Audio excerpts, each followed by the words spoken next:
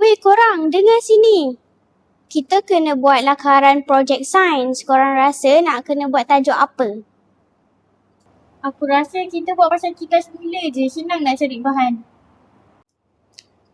Ish, tak best lah. Aku nak buat pasal tenaga solar lagi gempak. Dua-dua susah. Ish, kau ni mana boleh macam tu? Kita kenalah hormat pendapat kawan. Idea Azmelia bagus, idea Humaira pun bagus. Apa kata kita cantumkan, kita buat tenaga solar tapi dari bahan kita semula. Macam mana? Okey ke? Boleh juga tu. Gempak juga idea tu. Okey, aku setuju. Alah, aku ikut je mana-mana.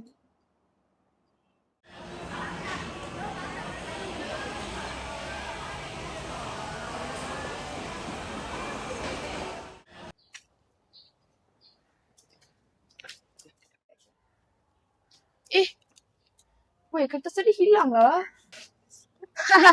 Pada muka kau, siapa suruh letak berata-rata? Haki, kalau kawan susah, kita kena tolong dia, bukan gelakkan. Tak apa Azmelia, nanti kita lukis yang baru, okey? Action. Ingat, kawan susah, kita tolong dia, bukan ejek.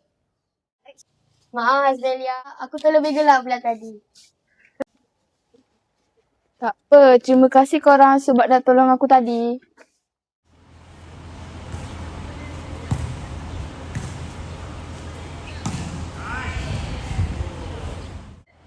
Okey, yang terakhir kita minta Akil untuk try buat pembentangan lah kat depan. Okey, Akil boleh mulakan lah sekarang.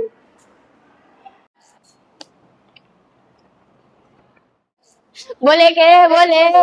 Boleh, kau boleh. Tajuk sains kami pada hari ini, tenaga solar daripada bahan kita semula. Terima kasih. Tajuk